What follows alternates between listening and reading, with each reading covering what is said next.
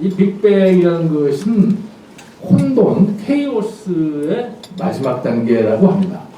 그러니까 어떤 그 혼돈이 있을 때 이 혼돈을 창조적으로 파괴하느냐, 파괴적으로 생성되는 새로운 질서로 가느냐는 그 주체 형태가 어떻게 이루어지냐에 달려 있겠지만은 지금 현재는 분명히 이것이 빅뱅, 모든 것의 좋은 점과 나쁜 점, 또 현재 가지고 있는 모든 요소들이 하나같이 섞어서 이 빅뱅의 형태로 움직이면서 어떤 새로운 그 월풀 속에 빠지는 이런 상태에서 어떻게 새로운 질서가 형성될 것인지가 첨예의 과제로 되어 있는, 결국 이거를 누가 어떻게 해서 핸들링 할 것인지에 따라서는 그 결과가 어떻게 될지에 대해서 심히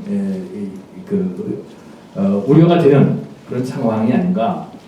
우선 세계 경제를 보면은 이 양대축이 위축이 되다 보니까 자연스럽게 과거의 그 저개발 상태에 있었던 이런 그 동아시아 축을 중심으로 한 새로운 축의 형성이 형성되고 있습니다. 그 중에 브릭스라고 하는 그런 그 인구하고 자원이 같이 많은 그런 큰 나라들이 이 무기승천하는 듯이 올라가다가 이 양대축이 무너지는 것이 빨리 혼돈이 수습되지 않고 장기간 지속되는 과정에서 같이 무너지고 있는.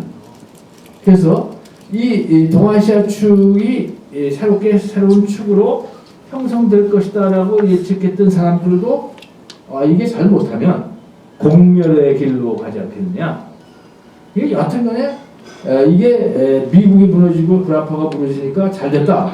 동아시아 시대가 왔으니까 우리 잘 됐다. 할 문제가 아닌 것으로 이제 생각을 하기 시작합니다.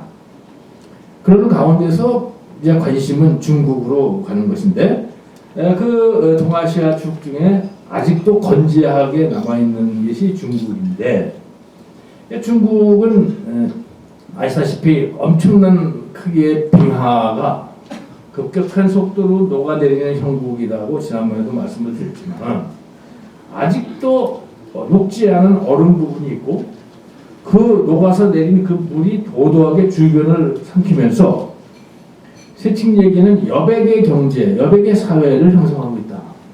그럼 전 세계에서 분노한다. 특히 미주축과 구라파 축의 또는 심지어 중동, 아프리카 지역의 절대주의 국가들까지도 많은 국민들이 분노하고 그 분노의 폭발이 일어났던 가장 큰 이유는 특히 선진국이 그런 분노의 한해 폭발에 진앙지가 됐던 이유는 바로 얘기하는 여백의 이론이 아니에요. 여백.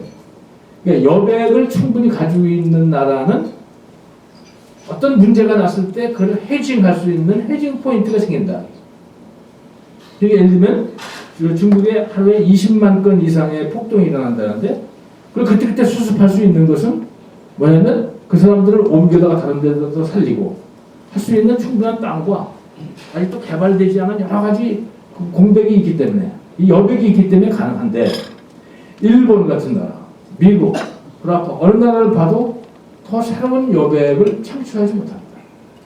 그 여백을 창출하기 위해서 많은 것을 창조적 파괴를 하고 계획적 진부하랍니다.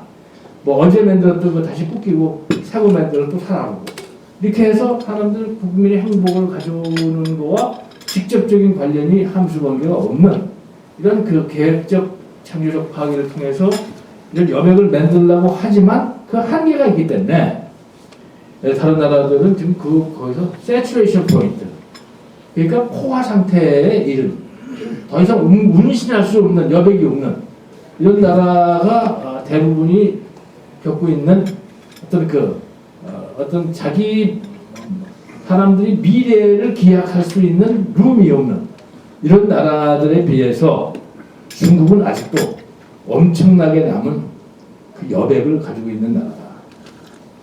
그 목줄을 딱 쥐고 있는 것은 딱 미국이 가지고 있는 해상 수송로와 그 엄청난 자원을 해외에서 수입해야 되는데 해상 수송로와 그리고 그 자원 시장을 쥐고 있는 미국의 석유 메이저를 중심으로 한 메이저들의 국가적 파워에 의해서 중국이 상당히 포위되어 있는 이런 상태에 있기 때문에 중국이 더 뻗어 나가려고 하면은 미국의 도움이 필요하고, 그런데 문제가 생기면 자기들 스스로의 문제는 내부에서 남아있는 여백의 창출을 통해서 해결해 나가는 그런 의미에서 보면 굉장히 중국이 가지고 있는 어떤 내부적 한계 같은 것들이 이제 보이는 이런 관계에 있습니다.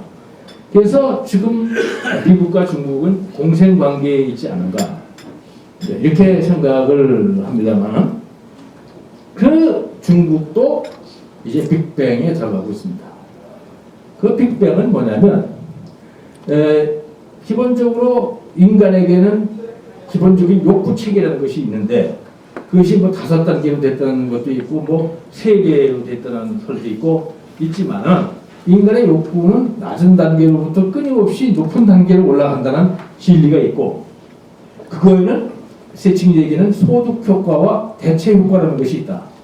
그런 인컴 이펙트, 즉 소득이 올라가면 우리의 그 need structure, 이 욕구 체계는 상향 조정된다. 옛날에 우리 집에 보면 일하는 누나가 있었는데, 그 누나가 밥만 먹고 옷 사주고 명절 때 집에 보내주면 되는 조건이었던 것 같아요. 이게 생각이 돼요. 근데 지금 가정부들 그렇게 해가지고 일하는 가정부가 있습니까? 그 사이에 소득 효과에 의해서 욕구 체계가 변한 것이죠. 인간은 끊임없이 욕구를 상향 조정하는데, 중국이라는 나라도 결국은 2022년이라고 예측이 됩니다만, 대충 포스트 시진핑 시대에 들어가면 1인당 퍼캐피타 GDP가 만불 시대로 간다. 그게 뭐 만불이라는 게 뭐 화폐 가치의 변화도 있기 때문에 꼭 만불이라는 것이 뭐 그거는 지렛대는 아니라 하더라도, 여기까지 예외 없이 만불을 통과하는 과정에서 많은 만불 신드롬이라는 게 있었고, 그것은 뭐냐면 욕구 체계에 있어서의 자율과 자유와 자기의 그 자존의 욕구를 충족시키려고 하는 욕구의 분출 시기로 본다.